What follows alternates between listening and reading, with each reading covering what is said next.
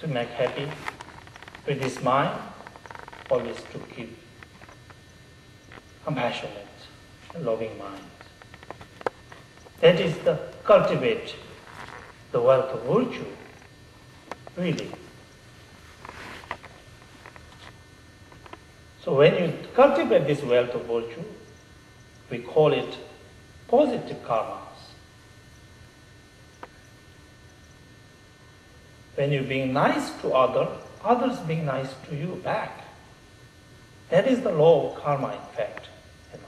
What is karma? Karma is simply the infallible law of cause and effect. That when you are nice to others, when you smile to everybody, probably you might smile back, to me here.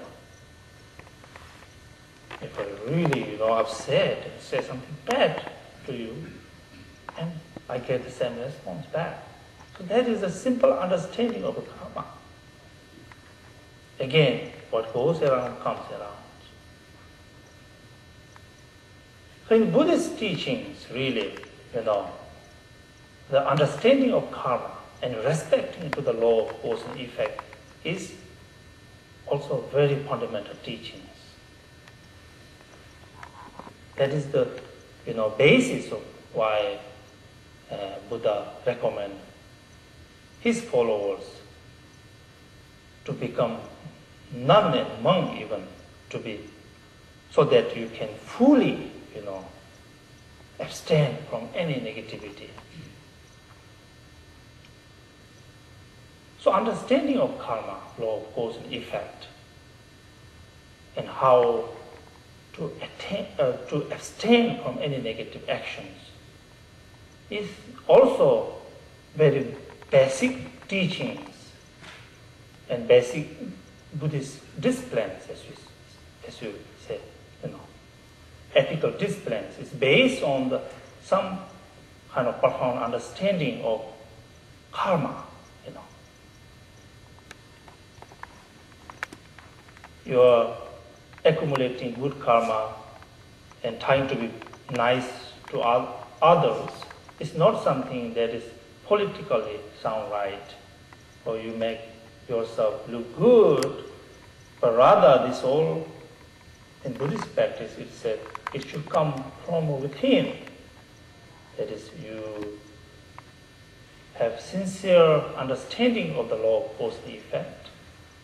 So from that, acting out, always good, accumulate always good karma, and abstain from any negative actions.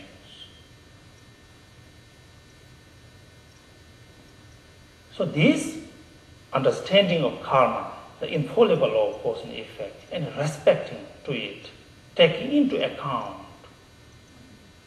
of all your actions, is really foundations. It is the foundations of spiritual practice, Dharma practice.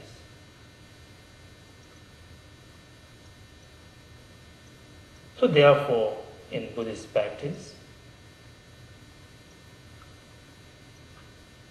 mindfulness is very, very important. That to be mindful always, whenever you act out, always not to act out negatively. Always try to remain in positive with this body, always acting, benefiting others rather than harming others. Therefore, we do all kinds of virtuous action with this body, such as doing prostrations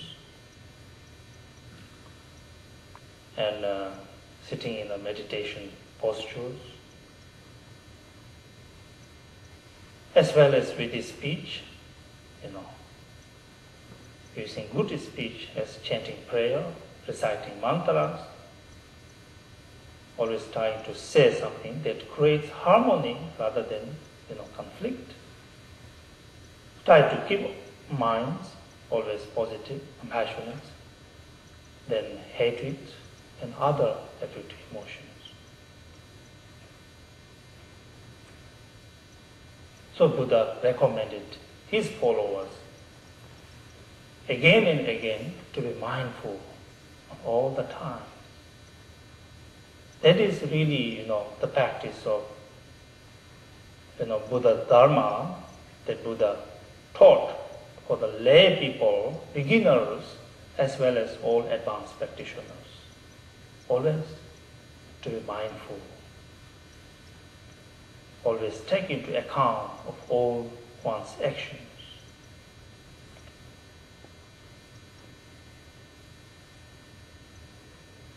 So why we have to act out good is, of course, again back to that, wanting happiness. What we all want is happiness. So if you all want happiness, then we really have to accumulate the cause of happiness. The cause of happiness is, of course, virtuous karma. Virtuous karma brings happiness. Non-virtuous karma, bad karma, negative karma brings suffering. That Buddha realized.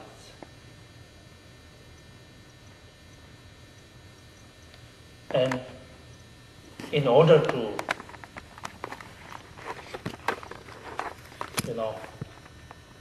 attain freedom from sufferings, in order to attain happiness, really Buddha said it is important to accumulate the cause of happiness, which is virtuous karma. In order to attain freedom from suffering, the cause of freedom is virtuous karma, and the cause of sufferings is negative karma. And as long as we wish to be free of suffering, we have to abstain from the cause of sufferings, that is negative karma. So in order to achieve happiness and in order to be free of sufferings, accumulating good karma and avoiding bad karmas. That is Buddha's teachings.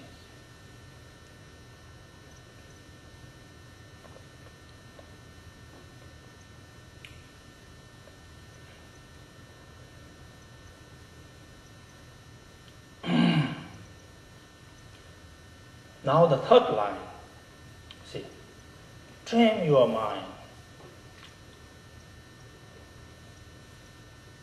So, in Buddhism, taming our mind is very much emphasized, really. This is the center of practice. Why we have to tame our mind is because everything comes from mind. See? Everything comes from mind. Buddha's teaching is that.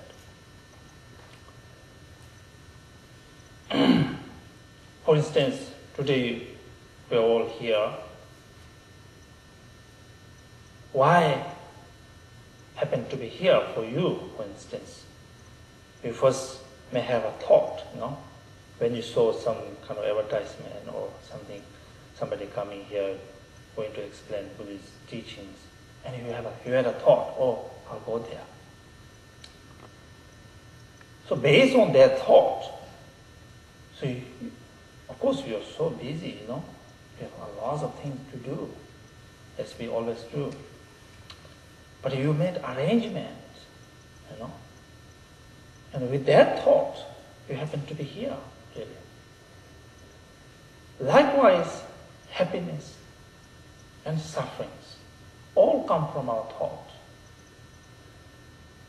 The very cause of happiness and suffering, the negative karma and positive karma that I just explained. How come some of us create negative karma, some of us creating positive karma? It's also from your mind.